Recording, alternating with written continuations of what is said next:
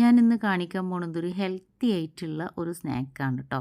നമുക്ക് നോമ്പിന് കഴിക്കാൻ പറ്റിയത്. അപ്പോൾ അതിനാദ്യം വേണ്ടത് നമുക്ക് കീമയാണല്ലേ. എല്ലാത്തിനും നമുക്ക് കീമ വേണമല്ലോ. അപ്പോൾ ഞങ്ങൾ ചിക്കൻ കൊണ്ടുള്ളൊരു കീമയാണ് ഇന്ന് ഉണ്ടാക്കാൻ പോണത്.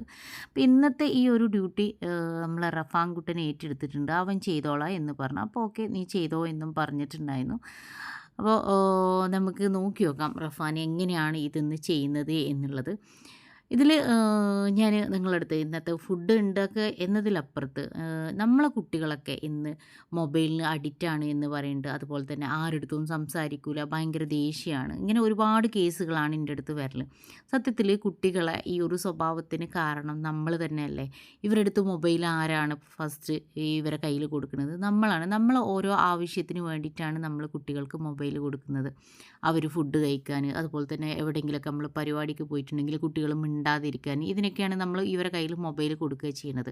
അപ്പോൾ എന്തെങ്കിലുമൊക്കെ കാർട്ടൂൺസൊക്കെ കാണിച്ചു കൊടുത്തിട്ട് നമ്മൾ അവരെ ഇരുത്തുകയാണ് ചെയ്യുന്നത്.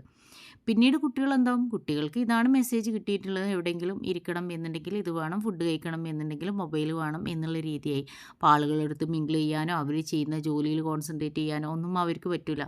അതേ സമയത്ത് നമ്മൾ കുട്ടികളെ ഇതുപോലെ അവർ ജോലി ചെയ്യുമ്പോൾ നമ്മളെ കൂടെ കൂട്ടിയിട്ടുണ്ട് എന്നുണ്ടെങ്കിൽ അവർക്ക് അവരൊരു കോൺഫിഡൻറ്റ് കൂടും.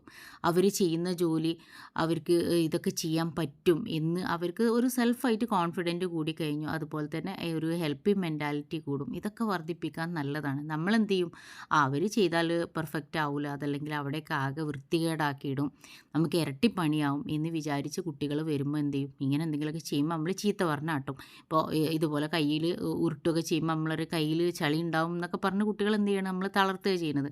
തിരുത്തി കൊടുക്കണം, പോയിട്ട് കൈ കഴുകി വന്നിട്ട് ഇത് ചെയ്യുക എന്നുള്ളത് പറയണം. അപ്പോൾ കണ്ടല്ലോ, നമ്മളെ റഫാൻ മൊമോസ് റെഡിയാക്കിയിട്ടുണ്ട്. ഇനി നമ്മൾ ഹെൽത്തി ആയിട്ടുള്ളതാണെന്ന് പറഞ്ഞു. അപ്പോൾ എണ്ണയിൽ പൊരിച്ചതല്ല, നമ്മൾ ആവിയിൽ വേവിച്ചെടുക്കുകയാണ് ചെയ്തത്. കണ്ടോ എന്തൊരു ഇൻട്രസ്റ്റോട് കൂടിയിട്ടാണ് ആ കുട്ടി അത് ചെയ്യുന്നത് എന്നുള്ളതാണ്. കുട്ടിക്ക് ഒരു കോൺഫിഡൻറ്റ് ഉണ്ടാവും, ഞാനിത് ചെയ്തു എന്നുള്ളൊരു കോൺഫിഡൻറ്റ് ഉണ്ടാവും. അപ്പോൾ അടുത്തൊരു ജോലി ചെയ്തു തരാനും അവർക്ക് താല്പര്യം ഉണ്ടാവും. അപ്പോൾ നമ്മളിന്ന് മൂലച്ചപ്പാത്തിയും അതുപോലെ കുഞ്ഞിപ്പത്തിരിയൊക്കെ ഉണ്ടാക്കിയിട്ടുണ്ടായിരുന്നു.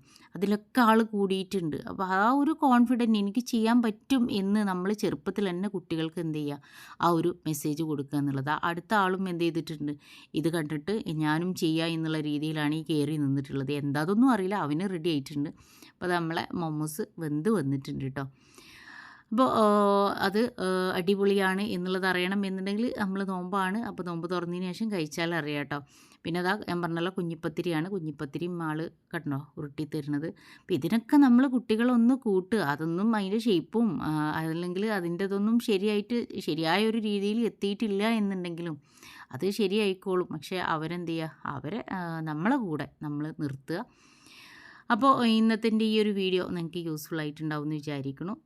നിങ്ങൾ സബ്സ്ക്രൈബ് ചെയ്യാത്തവരുണ്ടെങ്കിൽ സബ്സ്ക്രൈബ് ചെയ്യുക, ഷെയർ ചെയ്യുക, ലൈക്ക് ചെയ്യുക. ആ ഒരു ബെല്ലൈക്കണും കൂടെ അമർത്തി കഴിഞ്ഞാൽ എൻ്റെ പുതിയ വീഡിയോസുകളൊക്കെ കിട്ടും. അപ്പോൾ ഇന്നത്തെ ഒരു മെസ്സേജ് എന്താണെന്ന് നിങ്ങൾക്ക് മനസ്സിലായല്ലോ. നമ്മളെ കുട്ടികളെ നമ്മൾ ഈ ഒരു ജോലിയിൽ നമ്മളെ കൂടെ കൂട്ടുക.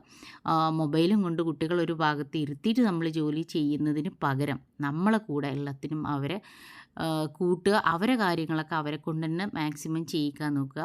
ഒറ്റയ്ക്ക് അവരെ കൊണ്ട് തന്നെ ഫുഡ് കഴിക്കാനും അവർ കഴിച്ച ഫുഡിൻ്റെ പാത്രങ്ങളൊക്കെ കൊണ്ടുവെക്കാനും ഒക്കെ കുട്ടികളെ കൊണ്ട് ശ്രമിപ്പിക്കുക. അപ്പോൾ അതാ ഞങ്ങളെ കുഞ്ഞിപ്പത്തിരി റെഡി ആയിട്ടുണ്ട്, മൊമോസ് റെഡി ആയിട്ടുണ്ട്, എല്ലാം റെഡി ആയിട്ടുണ്ട്. അപ്പോൾ ഞങ്ങൾ ഇനി നോമ്പ് തുറക്കട്ടെ കേട്ടോ. അപ്പോൾ എല്ലാം അടിപൊളി ടേസ്റ്റാണ്. റഫാൻ്റെ കൈ കൊണ്ട് ഉരുട്ടിയതായതുകൊണ്ടാണ്, പ്രത്യേക ടേസ്റ്റാണ് കേട്ടോ.